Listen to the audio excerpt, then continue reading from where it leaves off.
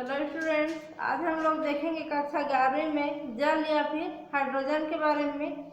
तो हाइड्रोजन के बारे में मतलब हाइड्रोजन का जो यौगिक बनता है उसी में एक आता है जल, और ये एक प्रकार का सहसंयोजक यौगिक है या फिर सहसंयोजक हाइड्राइड है जो ऑक्सीजन और हाइड्रोजन के मिलने से बनता है। तो इसके बारे में अभी देखना है। तो जो जल होता है इसका अणु सूत्र होता है H2O। H2O है जल का सूत्र, और इसको जो है एक प्रकार से ऑक्सीजन का हाइड्राइड भी मान सकते हैं। तो इसी के बारे में अभी देखना है।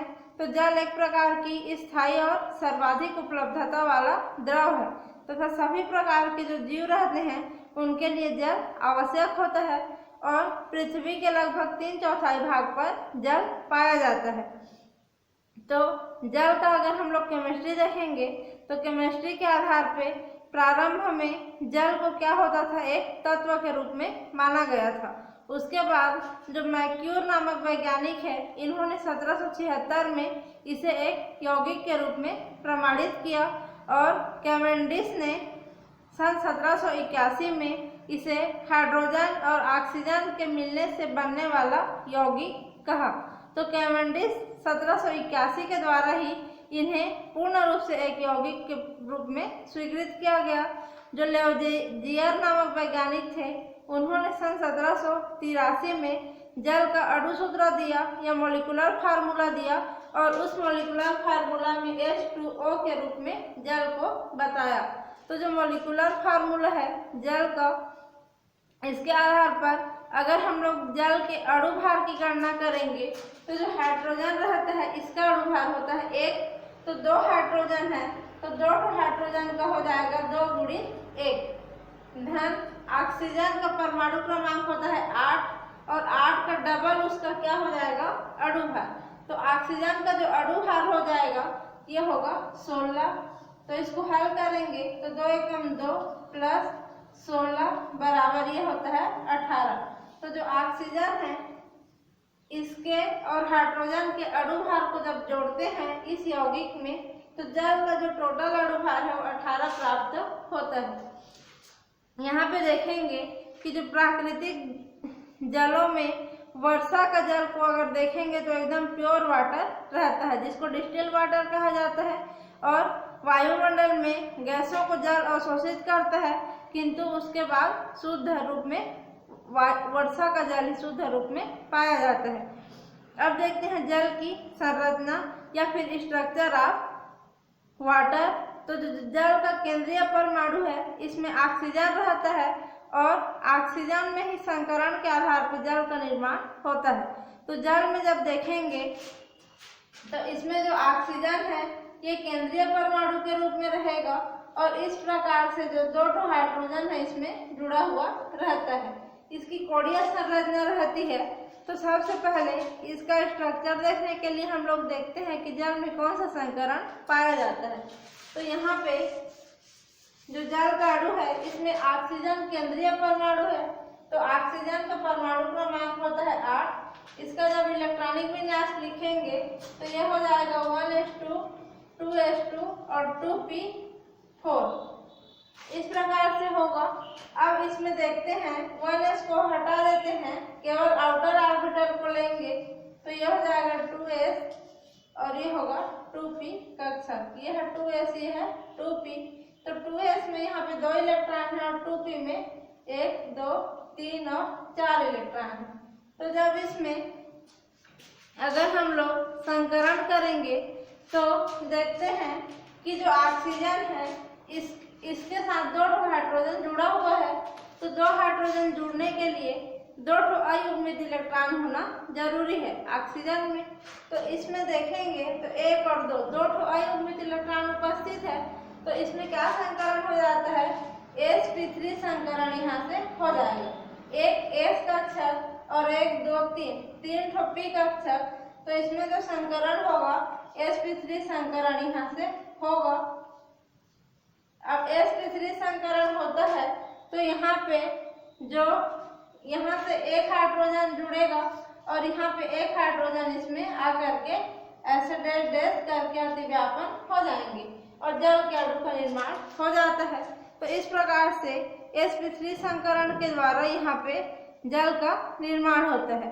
तो ये तो हो गया ऑक्सीजन का। अगर हाइड्रोजन का देखेंगे तो इसका होता है 1s1, एक इलेक्ट्रॉन रहता है, और ये जो एक इलेक्ट्रॉन है इसके साथ अतिव्यापन करेगा पहले हाइड्रोजन के लिए, और दूसरे हाइड्रोजन का 1s1 इलेक्ट्रॉन है इसके साथ अतिव्यापन करेगा, और H1 और H2 इसके साथ जुड़ के वाटर मॉलिक्यूल बनाएंगे। तो इस प्रकार से इसमें जो है सिग्मा बंध का निर्माण होता है। किसके साथ? 2 सिग्मा बंध इसमें पाया जाएगा, क्योंकि 2 sp3 संकरित कक्षक इसमें बनेंगे। इसकी संरचना देखते हैं तो यह है ऑक्सीजन। इस पे ये वाला जो इलेक्ट्रॉन है और ये वाला इलेक्ट्रॉन है, ये यहाँ से एकाकी इलेक्ट्रॉन युग्म के रूप में पाया जाएगा, और इस प्रकार से 4 संकरित कक्षक इसमें बनता है। तो ये 4 कक्षक इसमें भाग लिए हैं, 3 p का 1 s का, इसलिए यहाँ पे 4 संकरित कक्षक बनेगा। तो ये 3 और 1 4 संकरित कक्षक बना। तो 4 संकरित कक्षक में 2 में लोन पेयर ऑफ इलेक्ट्रॉन पाया जाता है, और इन 2 में एक इलेक्ट्रॉन इसका पहले से रहेगा ऑक्सीजन का। अब ये जो ऑक्सीजन है, ये ऑक्सीजन इसके साथ 2 हाइड्रोजन जब जुड़ेगा तो इस प्रकार से ये अतिव्यापन होगा, और यहाँ पे भी अतिव्यापन होगा। तो इस प्रकार से जल का अणु का निर्माण होता है, और यहाँ पे 1 सिग्मा बंध बनेगा, और यहाँ पे 1 सिग्मा बंध बनेगा, और 2 एकाकी इलेक्ट्रॉन युग्म इसमें पाया जाएगा। तो इसमें जो है सिग्मा बंध 2 रहता है और 2 लोन पेयर ऑफ इलेक्ट्रॉन पाया जाता है। तो ये दोनों जो इलेक्ट्रॉन है इनको बंधी इलेक्ट्रॉन युग्म बोलेंगे, और इन दोनों को एकाकी इलेक्ट्रॉन युग्म कहा जाता है।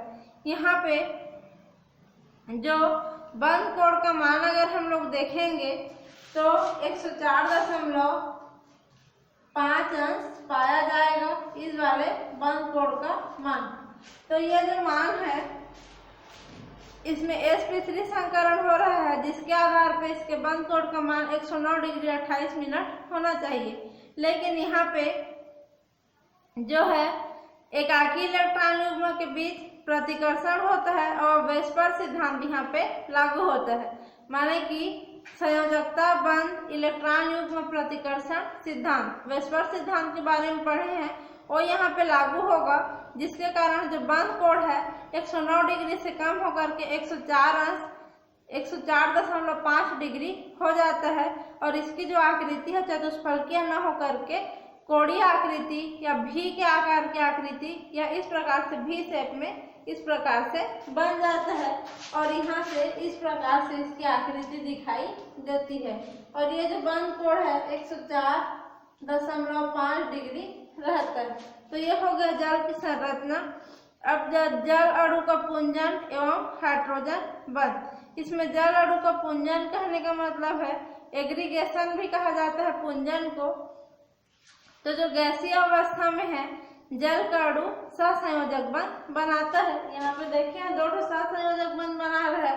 तो जो सहसंयोजक बंध बनाता है और सामान्य अवस्था में रहता है गैसीय अवस्था में, लेकिन उसका जब द्रव अवस्था के रूप में देखेंगे तो द्रव अवस्था में जल के जो अणु रहते हैं उनके बीच अंतर अणु हाइड्रोजन बंध पाया जाता है, और अंतर अणु हाइड्रोजन बंध के कारण प्रत्येक जो ऑक्सीजन है वह अपने एकाकी इलेक्ट्रॉन युग्म का उपयोग करके 2 अन्य जल के अणु के साथ जुड़ जाता है और हाइड्रोजन बंध का निर्माण करता है।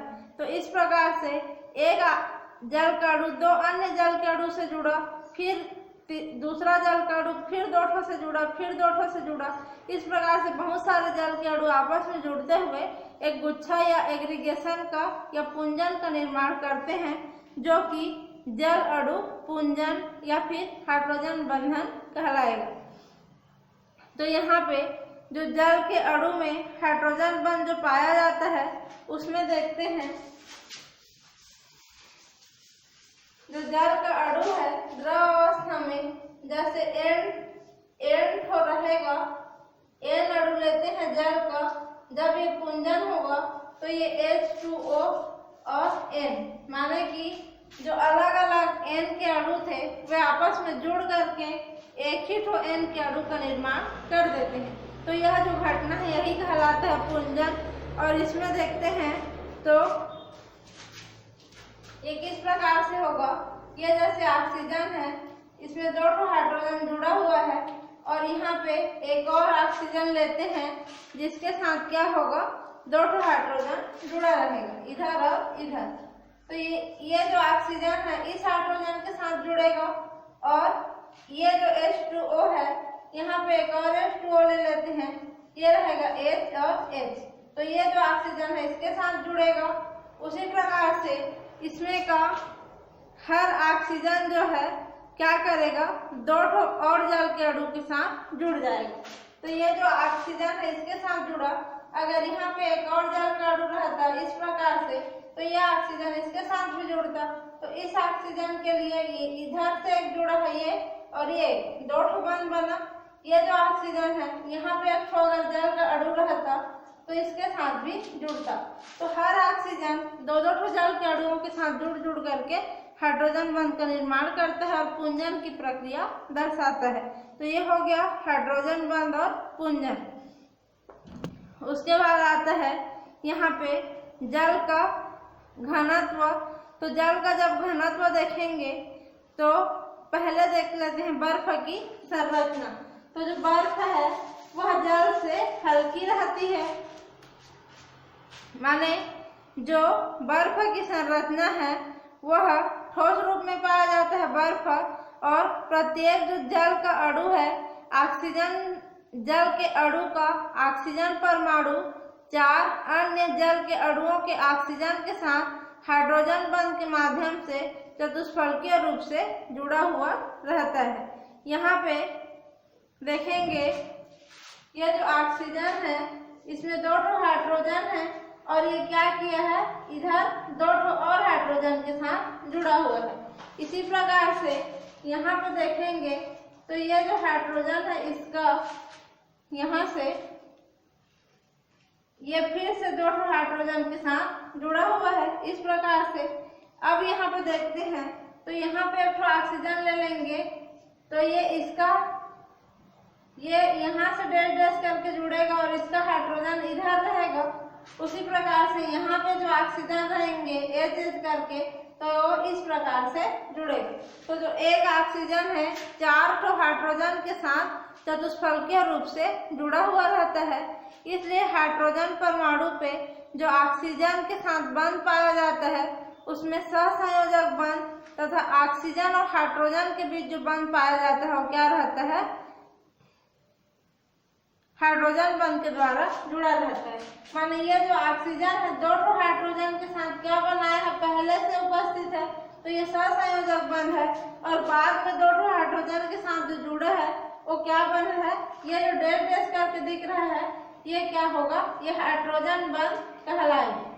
तो जो ऑक्सीजन है उसके साथ सहसंयोजक बंध भी पाया जाता है और हाइड्रोजन बंध भी पाया जाता है, जिसके कारण इसकी जो संरचना है एक खुले पिंजड़े के समान दिखाई देती है।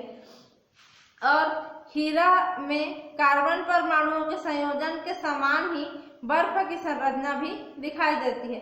जैसे हीरा में कार्बन परमाणु चतुष्फलकीय रूप से पिंजड़े के समान संरचना बनाता है, उसी प्रकार जो बर्फ है उसमें भी बर्फ में जो जल का ऑक्सीजन है पिंजड़े के समान संरचना बनाएगा और ये कहलाती है बर्फ की संरचना, जिसके कारण बर्फ जो है जल से हल्का होता है क्योंकि इसमें बहुत सारे खाली जगह पाए जाते हैं जिसमें हवा भरी रहती है और उसका घनत्व का मान जल की तुलना में कम हो जाता है।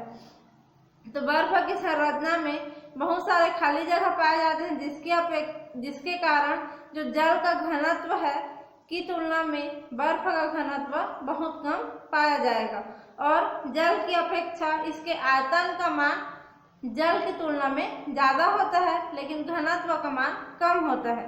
अगर हम लोग घनत्व को देखेंगे, घनत्व बराबर d होता है तो m/v होगा। तो d है घनत्व या फिर डेंसिटी, m है द्रव्यमान और v है आयतन। तो घनत्व बराबर होता है द्रव्यमान बटा आयतन। तो जिसका घनत्व ज़्यादा होगा उसका आयतन कम होगा और जिसका घनत्व कम होगा उसका आयतन ज्यादा होगा, क्योंकि यहाँ से D अनुक्रमानुपाती 1/V हो जाएगा, निकालेंगे तो, और क्या होगा, D अनुक्रमानुपाती M हो जाएगा। तो M ज्यादा होगा तो D भी ज्यादा होगा, और D ज्यादा होगा तो V का मान कम होगा। तो यह हो गया जल का घनत्व। अब देख लेते हैं जल के भौतिक गुण। तो जल का 4 डिग्री सेंटीग्रेड तापमान पर जो देखते हैं तब जल का घनत्व सबसे ज्यादा रहता है। माने जल का अधिकतम घनत्व क्या होगा, 4 डिग्री सेंटीग्रेड पे पाया जाता है। जल के भौतिक गुण देखेंगे तो कमरे के ताप पे रंगहीन, गंधहीन, स्वादहीन के रूप में पाया जाता है। इसका जो है डाई इलेक्ट्रिक स्थिरांक का मान उच्च रहता है, जिसके कारण ये क्या करता है, खुद 2 भागों में टूट जाता है। क्या बनाएगा, जो H2O है H प्लस और OH माइनस आयन में टूट जाता है और 2 आयन का निर्माण करेगा, और इन 2 आयनों के द्वारा किसी भी यौगिक को 2 भागों में तोड़ करके अपने में घोलने की क्षमता रखता है। तो इसका डाई इलेक्ट्रिक स्थिरांक का मान 78.39 पाया जाता है, जिसके कारण ये एक सार्वत्रिक विलायक या यूनिवर्सल सॉल्वेंट के रूप में उपयोग होता है। शुद्ध जल उदासीन प्रकृति का रहता है। तो उदासीन है तो इसका pH मान होगा 7, क्योंकि 7 pH मान वाला उदासीन रहता है। जल का घनत्व 4 डिग्री सेंटीग्रेड पे अधिकतम होगा और इसके घनत्व का मान 1 ग्राम पर सेंटीमीटर क्यूब पाया जाता है। जल का हिमांक 273.2 केल्विन और जो क्वथनांक है 373.2 केल्विन पाया जाता है। अगर डिग्री सेंटीग्रेड में देखेंगे तो जल का हिमांक होता है 0 डिग्री सेंटीग्रेड और क्वथनांक होता है 100 डिग्री सेंटीग्रेड। जल की विशिष्ट चालकता का मान और गुप्त ऊष्मा का मान और वाष्पन की गुप्त ऊष्मा का मान भी कैलोरी में निकाल सकते हैं। तो यह हो गया जल के भौतिक गुण। उसके बाद देखते हैं जल के रासायनिक गुण या फिर केमिकल प्रॉपर्टीज ऑफ वाटर। तो जल जो है साधारण ताप पे स्थायी अवस्था में पाया जाता है, लेकिन उच्च ताप पर इसको जब गर्म करेंगे इसका टेम्परेचर बहुत ज़्यादा हो जाएगा। उस अवस्था में क्या करेगा, जो जल है अपने अवयवी कणों में टूट जाता है। अवयवी कणों में टूटता है का मतलब है कि ऑक्सीजन और हाइड्रोजन से मिलकर जल बना रहता है। तो जब इसको ज़्यादा गर्म कर देंगे तो इसमें का ऑक्सीजन गैस बन के अलग हो जाएगा और इसमें का हाइड्रोजन जो है गैस बन करके अलग हो जाएगा। तो जब इसको गर्म करते हैं तो ये ऑक्सीजन और हाइड्रोजन के रूप में गैस बन करके उड़ जाएगा, ठीक है। और 1500 केल्विन टेम्परेचर पे ये गैस बन करके विघटित हो जाता है। अम्ल, क्षार, लवण तथा उभयधर्मी प्रकृति। उभयधर्मी प्रकृति में क्या है, जो जल है अम्ल के समान भी व्यवहार करता है, क्षार के समान भी व्यवहार करता है और उभयधर्मी प्रकृति भी रखता है। यहाँ पे जो जल है ये होता है H2O, तो ये H प्लस आयन देता है और साथ में देता है OH माइनस आयन। तो जो अम्ल रहता है उसमें H प्लस आयन देने की गुण रहता है, इसलिए जल एक अम्ल के समान भी व्यवहार करेगा। इसमें OH माइनस आयन भी पाया जाता है, जिसके कारण ये OH माइनस आयन देने का गुण रखेगा, माने क्षारीय गुण भी रखेगा। अब इसको और ये दोनों गुण इसमें है तो ये उदासीन प्रकृति भी शो करेगा। तो इस प्रकार से अम्लीय, क्षारीय और उदासीन तीनों प्रकार की प्रकृति प्रदर्शित करने का गुण जल में पाया जाता है। जब यह जो है जल क्या करेगा, क्षार के साथ क्रिया कर अम्ल के साथ क्रिया करेगा तो क्षार के समान व्यवहार करेगा। माने कि जब HCl के साथ जल रिएक्शन करता है, ये जल है ये HCl है, तो HCl तो एक एसिड है, अम्ल है, तो इसके साथ जब ये क्रिया करेगा तो एक क्षार के समान व्यवहार करेगा और क्या करेगा, इसमें का OH माइनस आयन निकलेगा और इसमें का H प्लस आयन निकलेगा और यहाँ से H2O का अणु बनता है H2O और इसमें का H प्लस और इसमें का जो Cl है इसमें का 2 हाइड्रोजन ये इसी रूप में रहेगा और इसमें का जो H प्लस है, H प्लस आयन को ये ग्रहण कर लेगा और ये H3O प्लस चार्ज बनाता है। माने कि जो अम्ल है HCl, ये जब H प्लस आयन दान कर रहा है तो उसको ग्रहण करने का काम जल करेगा, माने कि ये क्षारीय प्रकृति प्रदर्शित कर रहा है, क्योंकि H प्लस आयन को ग्रहण करके H3O प्लस आयन बनाएगा और यहाँ से Cl माइनस चार्ज बाहर निकलता है। तो ये हो गया इसकी क्षारीय प्रकृति जल की। जब जो जल है किसके साथ रिएक्शन करेगा? क्षार के साथ। जैसे H2O प्लस NH3, जो NH3 है एक क्षार है अमोनिया, इसके साथ जब जल रिएक्शन करता है क्षार के साथ तो ये यहाँ से क्या बनाएगा? ये अपना H प्लस आयन इसको दे देता है, तो ये क्या बन जाएगा? NH4 plus OH minus ion. तो यहाँ पे H प्लस आयन को दान कर रहा है जल, तो यहाँ पे ये क्या करेगा? अम्लीय प्रकृति शो करेगा। इसी प्रकार से जब जल के दो अणु को रिएक्शन कराते हैं तो एक जो जल है अम्ल के समान काम करता है और दूसरा जो जल है का अणु है वह क्षार के समान व्यवहार करेगा। तो इस प्रकार से तीनों प्रकार की प्रकृति शो करता है वाटर का अणु। अब तीसरा देखते हैं अपघटनीय अभिक्रियाएं। तो जो अपघटनीय अभिक्रियाएं हैं उसमें क्या होगा? जल जो है हाइड्राइड के साथ, अभी जो हाइड्राइड पढ़े हैं कैल्शियम का, सोडियम का, लिथियम का, वो सब हाइड्राइड के साथ कार्बाइड, नाइट्राइड और फास्फाइड, इन सब के साथ क्रिया जब करता है जल का अणु तो उनको अपघटित करके हाइड्रोक्साइड का निर्माण करता है और साथ ही साथ किसी किसी में से हाइड्रोजन के अणु को बाहर निकालने का काम करता है। तो यहाँ पे जो किसी चीज में अगर हाइड्राइड जुड़ा हुआ है CaH2, इसमें हाइड्रोजन है तो ये हाइड्राइड कहलाएगा। इसी प्रकार से CaC2, इसमें कार्बन जुड़ा है कैल्शियम के साथ तो ये क्या कहलाएगा? कार्बाइड। इसी प्रकार से जो Mg3N2, इसमें नाइट्रोजन जुड़ा हुआ है मैग्नीशियम के साथ तो ये मैग्नीशियम का नाइट्राइड कहलाएगा। इन सब के साथ जब जल के अणु को क्रिया कराएंगे तो इसमें से क्या बनता है? कैल्शियम से बनेगा कैल्शियम हाइड्रोक्साइड और इसमें से भी बनता है कैल्शियम हाइड्रोक्साइड, CaOH ट्वाइस का निर्माण इन दोनों से होगा। उसके बाद जो मैग्नीशियम है उससे भी क्या बन जाएगा? मैग्नीशियम हाइड्रोक्साइड MgOH ट्वाइस का निर्माण होता है। तो इस प्रकार से हाइड्रोक्साइड बनाने का गुण जल में पाया जाता है। उसके बाद किसी भी धातु के हैलाइडों के साथ जब रिएक्शन करता है तो उनको भी अपघटित करके फास्फाइड या फास्फेट का निर्माण करेगा।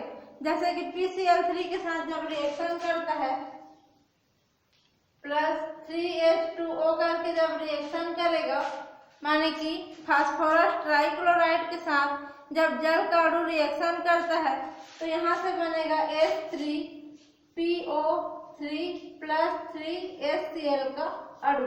तो यहाँ से फास्फोरस का क्या बन जाएगा? हाइड्रोजन फास्फाइड का निर्माण होगा और HCl का अणु बनेगा। तो इस प्रकार से जो धातु हैं उनके हैलाइड या क्लोराइड के साथ भी रिएक्शन करेगा।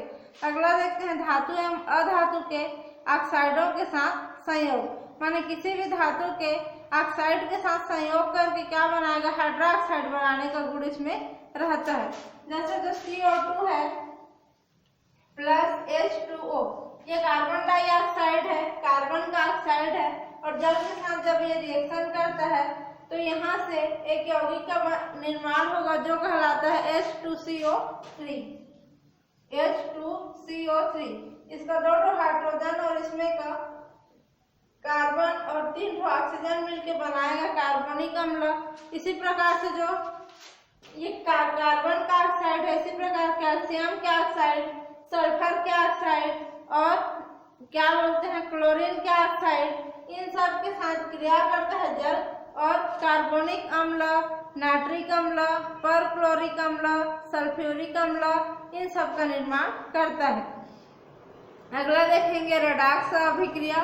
तो जो रेडॉक्स अभिक्रिया के बारे में बहुत अच्छे से पिछले चैप्टर में पढ़े हुए हैं, तो इसको ज़्यादा डिटेल नहीं देखना है। रेडॉक्स अभिक्रिया में हम लोग जानते हैं कि एक होता है ऑक्सीकरण की क्रिया, दूसरा होता है अपचयन की क्रिया। तो जो रेडॉक्स अभिक्रिया है उसमें जल का अणु एक तो ऑक्सीकारक के रूप में काम कर सकता है, माने कि किसी को इलेक्ट्रॉन युग्म देगा नहीं बल्कि उनसे इलेक्ट्रॉन युग्म को ग्रहण करेगा खुद। तो खुद इलेक्ट्रॉन युग्म ग्रहण करेगा तो सामने वाले को क्या करेगा, ऑक्सीकृत करने का काम करेगा। तो ऑक्सीकारक के रूप में उपयोग होता है। दूसरा देखते हैं तो अपचायक के रूप में। अपचायक के रूप में क्या होगा, अपना इलेक्ट्रॉन को किसी को दान करेगा तो उस इलेक्ट्रॉन को सामने वाला ग्रहण करके अपचयित होने का काम हो जाएगा वहाँ पे, तो वहाँ पे अपचायक का काम करता है। इस प्रकार से ऑक्सीकारक और अपचायक दोनों का काम जल का अणु कर सकता है। आगे देखेंगे लवण का जल अपघटन, या फिर किसी भी जो साल्ट रहता है उनका हाइड्रोलिसिस करने के लिए यहाँ पे जल के अणु का उपयोग किया जाता है। माने किसी भी साल्ट को, जैसे कि सल्फेट है, कॉपर सल्फेट, कार्बोनेट है, सोडियम कार्बोनेट, इनको सब जल के अणु के साथ घोलते हैं तो उनका हाइड्रोलिसिस हो जाता है और अम्ल और क्षार के रूप में दो प्रोडक्ट प्राप्त होगा। तो वो जो क्रिया कहलाता है वो कहलाएगा हाइड्रोलिसिस। माने किसी भी साल्ट का जल की उपस्थिति में आकर के दो भागों में टूटना और दो यौगिक का निर्माण करना, यही कहलाता है हाइड्रोलिसिस। तो जो कुछ लवण हैं या साल्ट हैं जो प्रबल अम्ल और दुर्बल क्षार या फिर दुर्बल अम्ल और प्रबल क्षार से मिल करके बने हुए रहते हैं, जब उनको जल में घोल दिया जाता है तो उनकी विलयन की जो प्रकृति है अम्लीय या क्षारीय प्रकार की प्रकृति विलयन में मिलेगा। तो वह जो प्रक्रिया है वो जल अपघटन की क्रिया कहलाती है। अब देखते हैं अगला जलयोजन अभिक्रिया या हाइड्रेट का निर्माण। तो जो जलयोजन अभिक्रिया है उसमें जल क्या करता है, कुछ भारी धातु लवणों के साथ क्रिया करके, माने कि धातु का जो साल्ट है या फिर लवण है उनके साथ क्रिया करके संगुणित अवस्था में पाया जाता है। माने किसी भी धातु के साथ जुड़ेगा, जैसे NiH2O6, NiH2O6 2+। तो यहाँ पे देख रहे हैं कि जो निकिल है, ये है निकिल, ये जो 2+ है ये अंदर में रहेगा। निकिल के साथ 6 जल का अणु जुड़ा हुआ है। तो जल का अणु निकिल धातु के साथ जुड़ करके एक यौगिक का निर्माण कर रहा है, माने निकिल के साथ संगुणित अवस्था में पाया जा रहा है। इसी प्रकार से किसी और जो धातु रहते हैं जैसे कि एल्यूमिनियम, कॉपर, उनके साथ भी जल का अणु जा करके उपसह संयोजित होकर उपसह संयोजन क्षेत्र में या कोऑर्डिनेशन क्षेत्र में जुड़ जाता है और वहाँ पे क्या करेगा, हाइड्रेट का निर्माण करेगा। तो ये क्या कहलाएगा, निकिल का हाइड्रेट। अगर यहाँ पे एल्यूमिनियम रहता तो ये होता एल्यूमिनियम का हाइड्रेट, या फिर इसी प्रकार से यहाँ पे क्या रहता, कॉपर रहता तो ये कहलाता कॉपर का हाइड्रेट। तो इस प्रकार से उपसह संयोजी यौगिक वाले बड़े ब्रैकेट वाले यौगिक का निर्माण हाइड्रेट के रूप में करता है। तीसरा देखते हैं जलयोजित, जिनमें पानी हाइड्रोजन बंधित हो। अब कई प्रकार के जो यौगिक हैं जैसे कि CuSO4 और डॉट रहता है यहाँ पे, फिर रहता है 5H2O। तो इस प्रकार के जो यौगिक हैं उसमें जल का अणु उपसह, यह कहलाता है उपसह संयोजन यौगिक, क्योंकि इसमें बड़ा ब्रैकेट लगा है। और जिसमें बड़ा ब्रैकेट नहीं लगा रहेगा उसमें क्या होता है, किसी भी यौगिक के साथ बंध बना करके खुले रूप से वहां पे उनके साथ बंधित होकर के हाइड्रोजन पाया जाता है। तो यहाँ पे पानी के अणु ऑक्सीजन से हाइड्रोजन बंध के द्वारा जुड़े रहते हैं। इसमें जो कॉपर सल्फेट है इसमें 5 जल का अणु अटैच है, तो यह जो हाइड्रोजन बंध के द्वारा इसमें जल का अणु कॉपर सल्फेट के साथ जुड़ा हुआ रहता है। तो यहाँ पे हाइड्रोजन बंध के साथ केवल बंध बना करके जुड़ा रहेगा। तीसरा आता है जलयोजित, जिसमें जो पानी है अंतराली रिक्तिकाओं के रूप में पाया जाता है। कुछ यौगिक जैसे कि MgCl2, Mg6H2O, इसमें क्या करेगा, जो जल है वह हाइड्रेट के रूप में जो यौगिक है, कोई भी यौगिक, उसके बीच में जो खाली जगह रहता है, इस प्रकार से अंतराल, ये जो खाली जगह है इन स्पेस में जाकर के जल का अणु घुल जाता है और यौगिक बनाएगा। तो वहाँ पे जलयोजित अंतराली रिक्तिकाओं के रूप में, जलयोजित अणु के रूप में जल का यौगिक पाया जाएगा। इसका उदाहरण है MgCl2 6H2O। तो इस प्रकार से जल का जो केमिकल प्रॉपर्टी है पाया जाता है। और यहाँ पे जल कंप्लीट हुआ। इसके बाद हम लोग अगली क्लास में देखेंगे भारी जल, या फिर उसी को बोला जाता है ड्यूटेरियम का ऑक्साइड या D2O। इसके बारे में अगली क्लास में डिटेल से पढ़ेंगे।